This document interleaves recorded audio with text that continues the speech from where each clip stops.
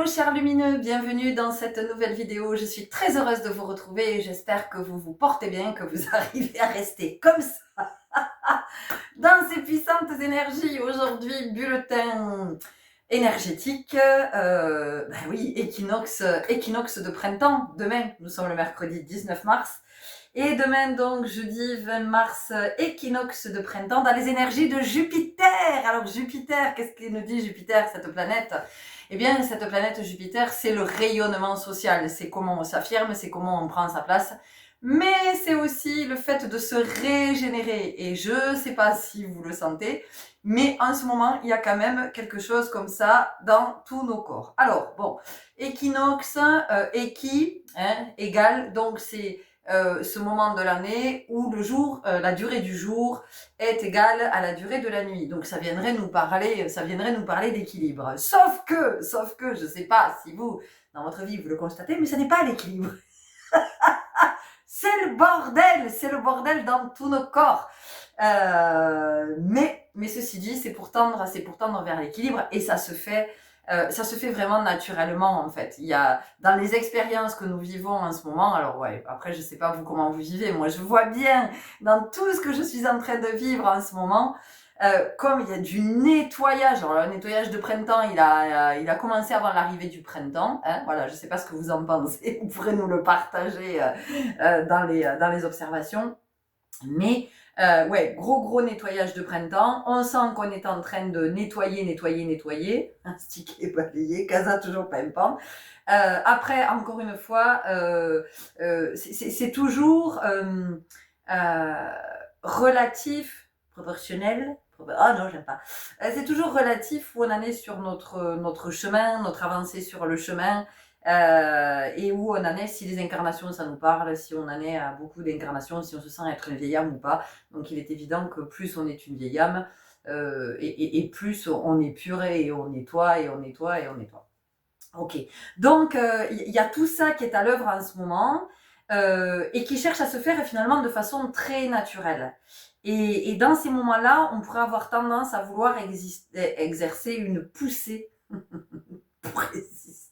On peut surtout pas laisser faire le truc. Et donc, ça peut nous amener dans des ambivalences, y compris des trucs qu'on a toujours souhaités. Et c'est là, il y a une espèce de résistance, il y a une espèce de trouille qui remonte à la surface là et qui est là, vous voyez. Donc, ça peut être le why dans tous vos corps et dans votre corps physique avec des bouffées de chaleur tout d'un coup, super chaud. Vous pouvez avoir l'impression d'être en préménopause, vous messieurs aussi, bah oui, vous aussi vous pouvez avoir ce sentiment. Bien qu'une fois une gynécologue m'avait expliqué que la préménopause n'existait pas. Voilà, elle m'avait dit non, mais elle m'avait dit on entre directement en ménopause. La préménopause là, c'est pas bon, bref.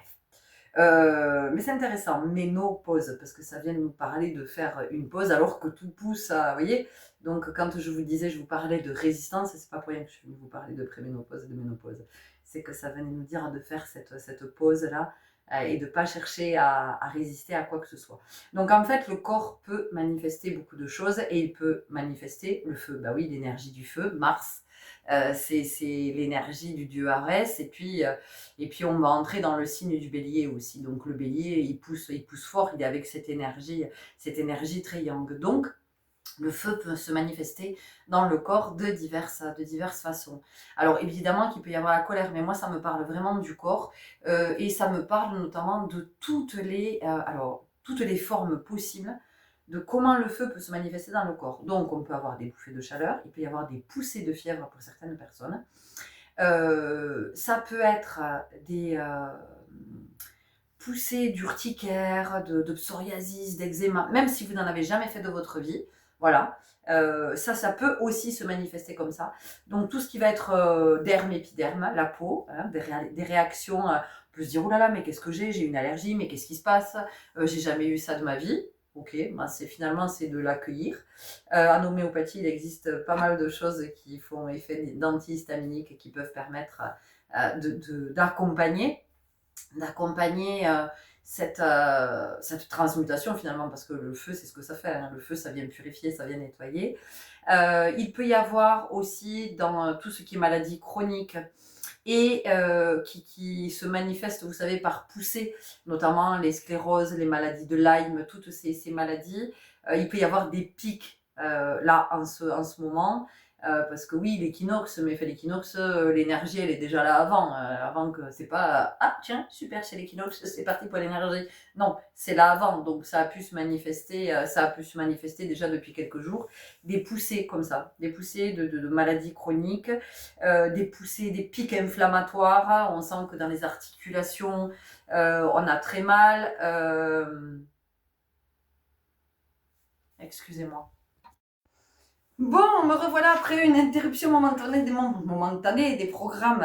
J'aurais dû vous mettre la réclame.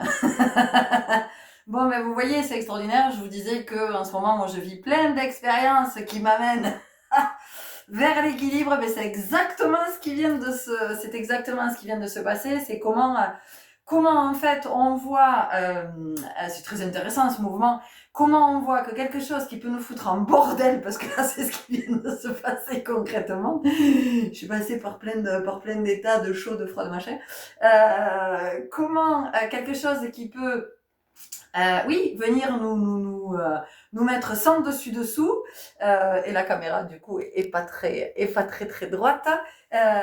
Et bien en fait c'est pour remettre de l'équilibre dans quelque chose. C'est magique, c'est voilà.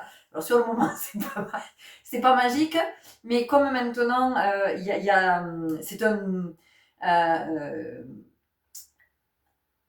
une nouvelle dynamique qui s'est mise en place. Maintenant, je vois comme ça va très très vite dans ce que je suis en train de vivre et comment tout de suite, comment j'observe et comment je vois ce qui est en fait et pas ce que je crois qu'il y est.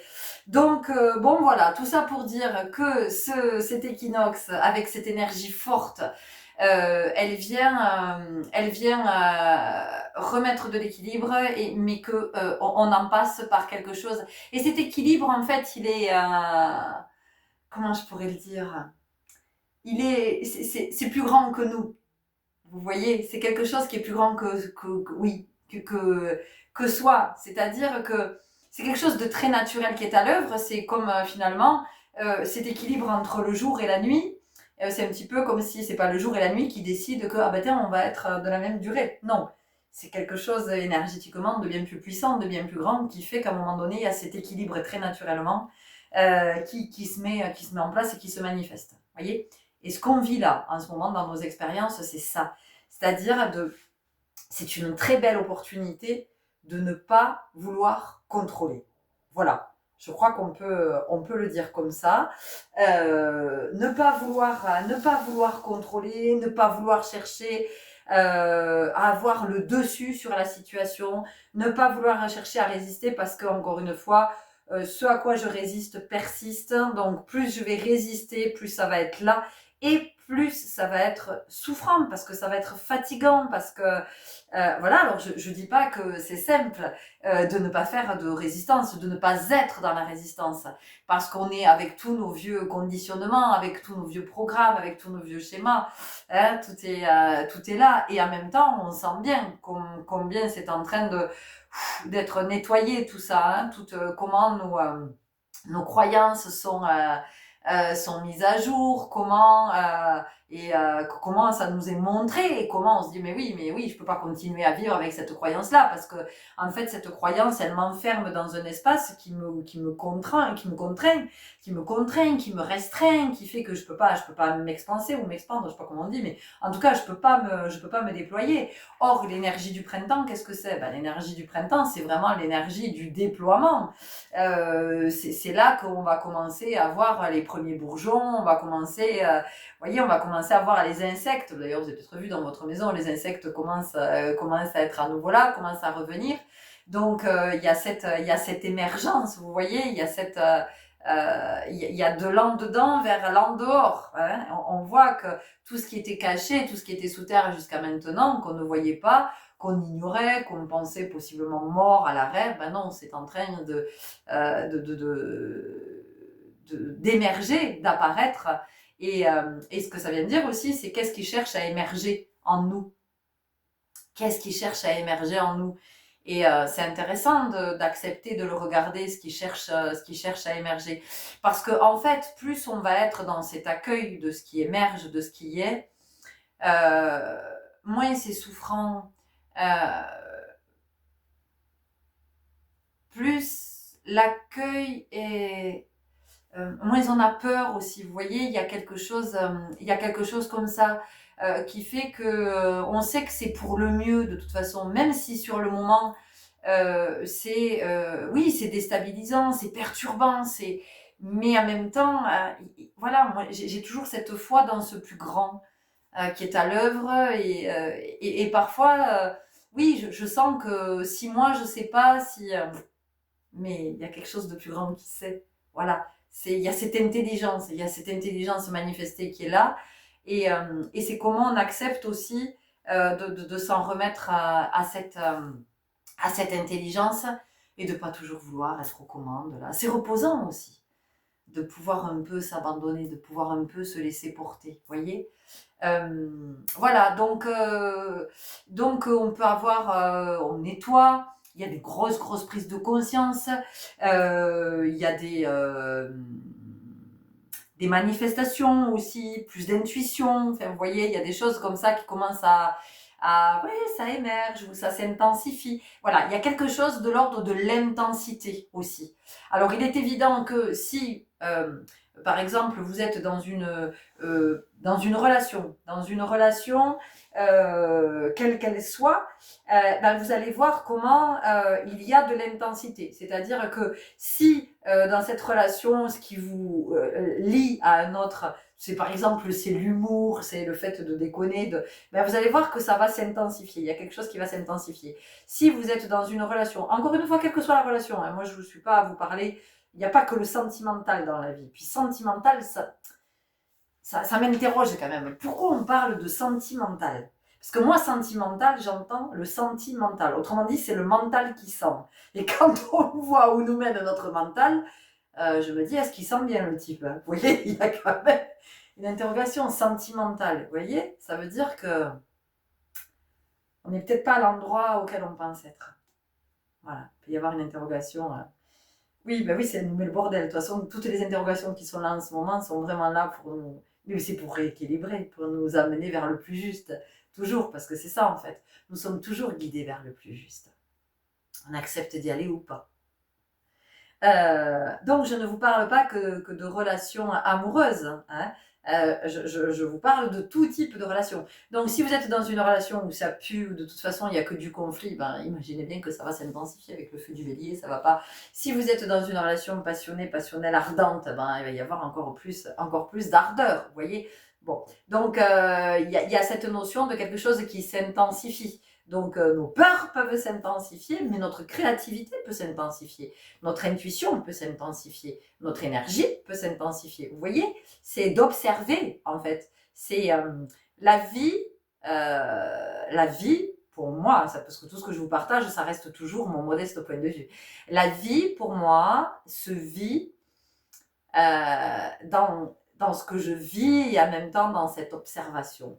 Et c'est comme ça on peut ajuster, c'est comme ça qu'on peut se décaler, c'est comme ça qu'on comprend que quand on est avec de l'émotionnel, bah, cet émotionnel, c'est le bagage de l'enfance en fait. C'est toutes les blessures de l'enfance, les blessures primordiales, ce sont toutes les croyances de l'enfance, c'est tout ce qui s'est cristallisé. Et en fait, quand on vit une expérience avec une émergence d'une émotion qui vient nous submerger, c'est juste en fait l'enfant, c'est la mémoire de l'enfant qui se rappelle. C'est pas l'adulte là dans la situation qui souffre, parce que si vous regardez, si vous prenez le temps de regarder, vous allez vous dire mais à quoi ça me renvoie? Ben, ça me renvoie à ça. Et moi je trouve qu'en ce moment, à ce qui a été vécu pendant l'enfance. Mais je ne vous parle pas d'enfance malheureuse, enfin d'enfance où on a été maltraité, où on a été... il n'est pas question de ça. Alors pour certains d'entre nous, oui, effectivement, il y a eu cette expérience-là. Mais je vous parle de la vie au sein de la famille, de comment, par exemple, l'arrivée d'un petit frère, d'une petite sœur, un parent malade, comme ça vient tout déstabiliser et comment ça vient faire qu'à un moment donné, on va être privé d'eux. Hein, parce que c'est vraiment ça. Pendant l'enfance, on se sent privé d'eux, on se sent privé d'affection, on se sent privé d'attention. Voilà. C'est ce qui fait qu'après, ben, on n'a pas de valeur. En tout cas, c'est ce que l'on se raconte, que nous n'avons pas de valeur. Et donc, ça va se rejouer toute notre vie. Et dans cette vibration, ben, voilà, on va attirer la vibration d'autres avec qui on va rejouer ces expériences jusqu'à ce qu'on puisse vraiment identifier ce qui s'est vécu pendant l'enfance et de pouvoir le dédramatiser et se dire mais tu n'es plus cet enfant de 3 ans. Aujourd'hui, tu es, ou 4 ans ou 5 ans, enfin voilà, aujourd'hui, tu es cet homme, cette femme qui a tel âge et qui peut être dans cette conscience-là de ce qui s'est passé pendant l'enfance et de comment ça, tu peux l'adoucir, comment tu peux, toute cette affection qui t'a manqué, c'est comment toi, tu vas te l'apporter. Et comment on s'apporte de l'affection à soi, parce que c'est ça, on va chercher chez l'autre. Mais l'autre, il n'est pas toujours en capacité de nous donner de l'affection, de l'attention. Voilà, ça dépend des êtres. Vous avez, alors oui, ceux qui sont avec la blessure d'abandon, alors eux, ils sont tellement flippés d'être abandonnés qu'effectivement, ils vont vous donner à vous étouffer. Mais si vous êtes avec en face de vous quelqu'un qui est avec les blessures primordiales de rejet, ben, cette personne-là, elle ne pourra pas vous donner ni d'attention ni d'affection. Ça ne va pas être possible. Elle va vous donner de l'argent, peut-être, elle va vous... Matériellement, elle va vous apporter, mais elle ne va pas vous apporter l'affection que vous demandez. Donc, c'est vraiment d'entendre que chacun est responsable. C'est ça aussi, être à la vie. C'est être responsable de soi. C'est comprendre que tout ce que l'on demande aux autres, en fait, on est la seule personne à pouvoir se l'apporter. Donc, comment je m'apporte de l'affection? En prenant soin de moi, en étant attentive à mes émotions, à mes besoins, à ce qui fait encore souffrance chez moi, et de comment je peux apaiser cette souffrance sans avoir besoin de quelqu'un qui me console. Mais bien sûr que c'est toujours agréable, mais le propos, ce me semble, c'est à un moment donné d'avoir plus besoin de qui que ce soit pour nous réconforter ou pour nous consoler, parce qu'il y a tant d'amour en soi qu'on est une source intarissable qui fait que on n'a plus besoin d'être réconforté par qui que ce soit, parce qu'à l'intérieur, ça vibre tellement cet amour que c'est juste ok. Et d'ailleurs, ce qui était très, enfin moi qui me euh, qui m'interpelle de plus en plus, c'est que finalement, on vit nos vies à l'envers. C'est-à-dire qu'on nous demande très jeune de choisir notre orientation, alors même qu'on ne se connaît pas. Je veux dire, pour savoir vers quoi on veut s'orienter, il y a quand même besoin d'être très connecté à soi, d'être très conscient. Et ça, on est éloigné de ça, de cette connexion, on est éloigné de cette conscience. En tout cas, dans la société dans laquelle nous vivons, dans ce modèle qui a été choisi, j'ose espérer que ça va évoluer et que on coupera plus les enfants de ça. Au contraire, on les amènera à cultiver de plus en plus la conscience, la présence, la connexion à soi, et donc à la vocation et à ce qu'on est venu réaliser. On nous demande de nous orienter à un moment où on ne se connaît pas, et comme on ne se connaît pas, eh bien, on va aller vers d'autres en espérant que ces autres-là vont nous apporter ce dont on a besoin. Mais c'est complètement biaisé, c'est faussé d'entrée, et c'est ce qui fait que de toute façon on va dans des relations dans lesquelles dans lesquelles on va souffrir, parce qu'il y a tellement ce souffrant en soi que ce souffrant qui vibre, il attire d'autres. Donc en fait, ce qui serait finalement le plus naturel, ça serait d'abord de se connaître soi, de guérir ses blessures, et après d'aller vers d'autres et de pouvoir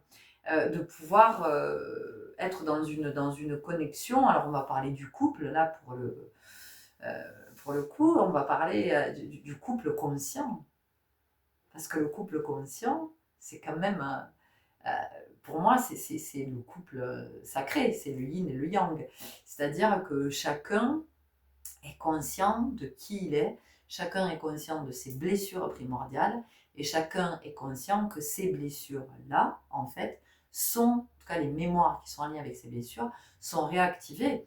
Et donc le couple conscient, on ne se fait jamais de reproches dans ce couple-là. C'est-à-dire qu'on ne fait pas la gueule à l'autre parce qu'il nous a dit ci, parce qu'il nous a dit ça. Le couple conscient, c'est quand effectivement, avec l'autre, on peut dire à l'autre, ah tu vois là, putain, là j'ai morflé quand tu m'as dit ça, ou quand tu as agi comme ça. Oh, putain, moi ça a réveillé ma blessure, machin. Et l'autre s'intéresse à ça.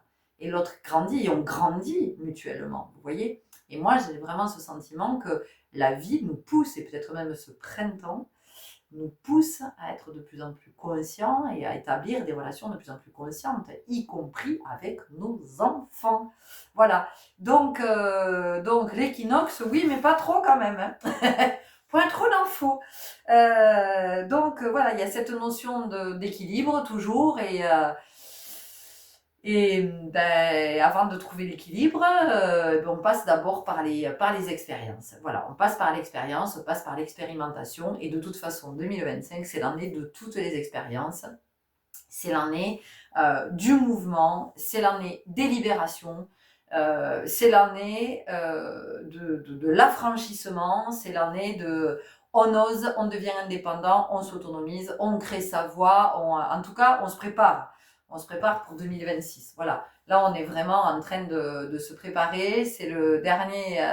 On est dans le camp d'entraînement et chacun se prépare. Alors, chacun se prépare ou pas, ça on verra. Je vais vous partager aussi une vidéo parce que c'est dans le même mood. Hein, sur les capacités qui sont en train d'émerger chez les uns et chez les autres, parce que moi je suis pas mal sollicitée en ce moment par des personnes qui me disent oh là là, il y a plein de trucs, je sais pas quoi faire. J'ai besoin d'aide, je sais pas ce que je dois faire avec ça. Il y a trop de choses, il y a trop d'informations, il y a trop de voilà, donc je vous ferai une vidéo parce que c'est vraiment dans la lignée, c'est dans ce mouvement 2025. De toute façon, vous en entendez parler partout, hein, de cette poussée là, de cette élévation là, du collectif vers davantage de conscience. Hein, parce que pour moi, la conscience, c'est pas quelque chose qui se réveille. La conscience, elle n'est pas endormie. La conscience, elle n'est jamais endormie. La conscience, elle a jamais. On nous a déconnectés de la conscience. On s'est déconnecté de la conscience. Mais la conscience, elle est bien présente. Elle est bien présente, elle est bien éveillée. Et quand on reconnecte effectivement à la conscience, il y a quelque chose qui fait qu'elle veut aller toujours vers des champs de plus en plus grands. Parce que la conscience, c'est un champ géant. C'est-à-dire que c'est quelque chose c'est fusionné, c'est à l'intérieur, c'est à l'extérieur, c'est comme la vie, hein. C'est comme l'univers. L'univers, il est en dehors, mais il est en dedans. Cette conscience-là, pour moi, hein, encore une fois, ça reste que mon point de vue, elle n'a jamais été endormie, elle n'a pas besoin d'être réveillée, c'est juste qu'on a besoin de se reconnecter à la conscience. Et une fois qu'on est reconnecté à la conscience, alors là, il y a effectivement une nouvelle poussée énergétique, printemps, hein, le renouveau énergétique. C'est même pas le renouveau, parce qu'à chaque fois, c'est quelque chose de nouveau. Le renouveau, c'est quelque chose qui reviendrait toujours. Tandis que là, le nouveau, c'est chaque printemps est différent, chaque équinoxe est différent. D'accord. Et d'ailleurs, c'est intéressant parce qu'on dit un équinoxe. C'est le masculin, c'est l'énergie du yang, c'est la matière, vous voyez. La matière, c'est la matière. Voilà, bon, voilà, il y a beaucoup de choses qui sont en mouvement. Moi perso, ce qui me fait du bien en ce moment, qui me permet d'être d'arriver à trouver cette comment je peux dire, de surfer là sur ce mouvement en ce moment, c'est la piscine. J'ai beaucoup nagé là cette semaine. La piscine, la danse et boire. Voilà, ce sont vraiment mais chacun va avoir ses propres. Mais c'est important, c'est vraiment important d'être dans le corps là. Quand le printemps arrive, là c'est fondamental d'être vraiment dans le corps, parce que il y a cette espèce de mutation, hein, il y a cette espèce de transcendance là, il y a quelque chose à l'intérieur, c'est comme un tourbillon, hein, il y a quelque chose qui est en train de monter. Si je suis pas connectée au corps, ça va être très très compliqué, d'accord. Ok, j'ai fait ce mouvement, on me parle de Kundalini, il y a un petit ici, j'entends, hein, vous en faites ce que vous voulez. Les gens qui cherchent absolument à avoir des montées de Kundalini, laissez faire la vie, vous aurez les montées comme vous devrez les avoir. parce que c'est une forte, forte vague énergétique et que voilà, il faut être préparé pour vivre cette montée de Kundalini. Donc voilà, on n'est pas sûr de pouvoir l'accueillir si on n'a pas été au préalable préparé. Donc laissez faire la vie. Si vous devez avoir des montées de Kundalini, vous les aurez de toute façon, mais vous aurez été préparé au préalable pour pouvoir les accueillir, pour pouvoir les vivre. Parce que concrètement, la Kundalini, ça peut faire comme un court-circuit, quoi. Vous voyez, à un moment donné, voilà, c'est quelque chose, moi, ce qu'on me montre, c'est comme quand si vous prenez la foudre. Voilà, il peut y avoir quelque chose comme ça. Donc, voilà, prudence, parce que dans les élans du printemps, on peut avoir envie aussi de faire des nouvelles expériences. Alors, voilà, chacun, effectivement, est libre, bien libre de faire ces expériences. Mais souvenez-vous quand même que ce mois de mars, il y avait une invitation à la tempérance. Vous vous souvenez? J'en avais parlé. J'avais fait une vidéo sur le mois de mars et c'était ça. C'était vraiment d'essayer d'être le plus possible dans la tempérance. Donc être dans la tempérance, c'est aussi accepter ce qui est à l'œuvre parce que ça ne va jamais nous propulser dans des mouvements qui sont trop forts pour nous. Vous voyez, c'est toujours très juste dans le dosage. Alors que nous, on ne sait pas nécessairement doser. Voilà, voilà, je vous le redis, voilà, j'entends que c'est important.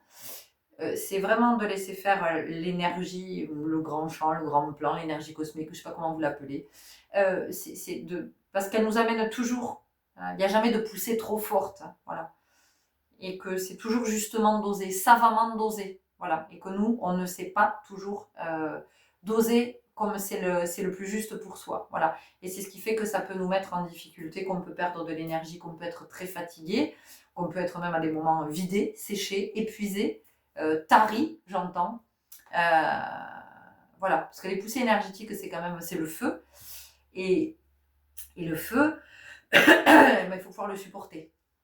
Voilà, donc c'est d'accepter aussi que on n'a pas tous la même vibration, on n'a pas tous la même puissance énergétique, mais tout ça, c'est pas pour rien. Hein, tout ça, c'est pas pour rien. Donc, voilà, c'est juste d'être toujours dans cette humilité. Ça, c'est fondamental. La vie nous apprend l'humilité. Quoi que l'on vive, à travers chaque expérience, la vie, enfin, en tout cas, moi, c'est ce que j'entends depuis des années. Humilité, ma fille. Humilité. Je n'entends que ça. Humilité. Sois humble. Voilà, sois humble. Mais être humble, ça ne veut pas dire que nous ne sommes pas grands, puisque nous sommes infiniment grands. D'accord? Ça, c'est aussi important de l'entendre. Toutefois, il y a une invitation à rester dans cette humilité. Humilité, c'est l'humus, c'est la terre. Voilà, ça vient de la terre. C'est l'humain aussi. Hein? Voilà. C'est l'humilité de l'humain. Et c'est comme ça qu'on rencontre aussi son humanité. C'est en étant humble, en acceptant que les process, que les enseignements prennent du temps. Hein? Voilà, ça demande du temps, de la persévérance. Donc la persévérance, c'est pas pour moi, c'est pas la notion d'effort. L'effort, c'est quelque chose qui me parle pas. J'ai de la difficulté avec la notion d'effort. Parce que je le dis souvent, l'effort, c'est s'efforcer. Il était 22-22 quand je vous disais ça. C'est s'efforcer. Ça veut dire que c'est employer la force, mais c'est employer la force contre soi pour pouvoir arriver à quelque chose. Il n'est pas question d'employer de la force contre soi. La persévérance, persévérer. Ça veut dire de continuer pour voir au-delà. Pour voir au-delà. Et ça, c'est important, je crois, de pouvoir... c'est mon partage, modeste. Ma petite contribution humble. Mon humble contribution. Voilà ce que j'avais à vous dire dans ces énergies de l'équinoxe de printemps, de ce qui peut se manifester dans tous nos corps, de ces poussées énergétiques, de ces... voilà, et d'accepter de lever le pied, d'accepter de se poser, de se reposer. Moi, cet après-midi, j'ai fait une sieste, hein, j'ai pas honte de le dire, je suis tombée comme une masse. De toute façon, j'en avais grandement besoin. Et il n'était pas question que je résiste parce qu'il y avait du linge à plier ou je ne sais quoi à faire. Hein. Alors ça, c'est plus possible pour moi, ça, vous voyez. Voilà, toutes ces croyances de la maison, elle doit être en ordre, bien rangée. Alors oui, il est évident que quand l'énergie circule mieux, Mais ceci dit, le linge à plier ou la vaisselle peut attendre que j'ai fini ma sieste, hein, que je me sois régénérée. Parce que ça aussi, le sommeil nous permet de nous régénérer. Alors vous allez me dire, oui, mais si je dors mal. Ben oui, si vous dormez mal, je sais ce que c'est. Mes nuits, elles sont toujours par petites, hein, moi je dors par coupure, hein, voilà, dans des toutes petites plages. Mais c'est pas un souci. Il y a toujours des moments pour se reposer. Enfin, je veux dire, il y a toujours le moment que vous passez 3 plombes sur le téléphone. Vous pouvez aussi choisir de dormir.